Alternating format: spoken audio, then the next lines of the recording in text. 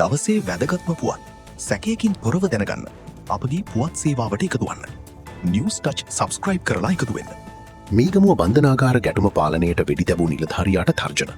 කලහකාරී සුරේෂ්ට බූස්සේදී ප්‍රහාරයක්. මීගමුව බන්ධනාගාරයේ හටගත් නොසන්සුන්කාරී තත්ත්වය සම්බන්ධයෙන් සහ ඊට සම්බන්ධ වූ රැඳවියන් පිළිබඳව තොරතුරු රැසක් අනාවරණය වෙමින් තිබෙනවා.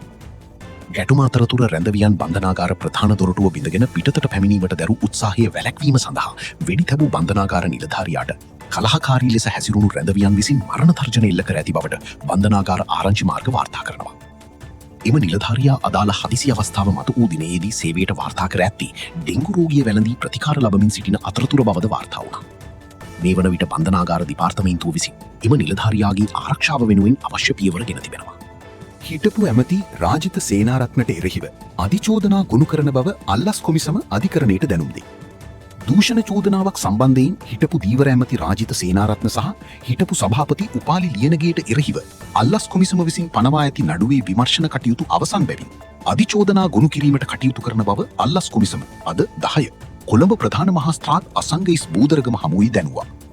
සිද්ධියට අදාළ නඩුව කැඳවූ අවස්ථාවේදී අල්ලස් කොමිසම විසින් මෙලෙස අධිකරණයට දන්වා සිටියා. සිද්ධියට අදාළව වැඩිදුරටත් අධිකරණයට කරුණු දක්වමින් අල්ලස් කොමිසම පවසා සිටියේ සිද්ධියට අදාළ සැකකරුවන් දෙදෙනාට එරෙහිව කරන ලද විමර්ශන කටයුතු මේ වන විට අවසන් බැරි මහාධිකරණයේ අධිචෝදනා ගොනු කිරීමට නියමිත බවයි. සිද්ධියට අදාළ සැකකරුවන් දෙදෙනා අද අධිකරණයේ පිණී සිටි අවස්ථාවේදී මෙලෙස දන්වා සිටියා.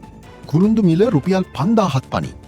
ඉතිහාසයේ ඉහළම කුරුඳු මිල පසුගිය මයි මාසයේදී වාර්තා වී ඇති බව කුරුඳු සංවර්ධන දෙපාර්තමේන්තුව පවසනවා.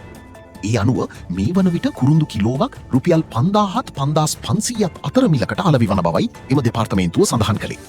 අධික ඉල්ලුම සහ රුපියලේ උච්චාවචනය මෙලෙස කුරුඳු මිල ඉහළ යාමට හේතු වී තිබෙනවා.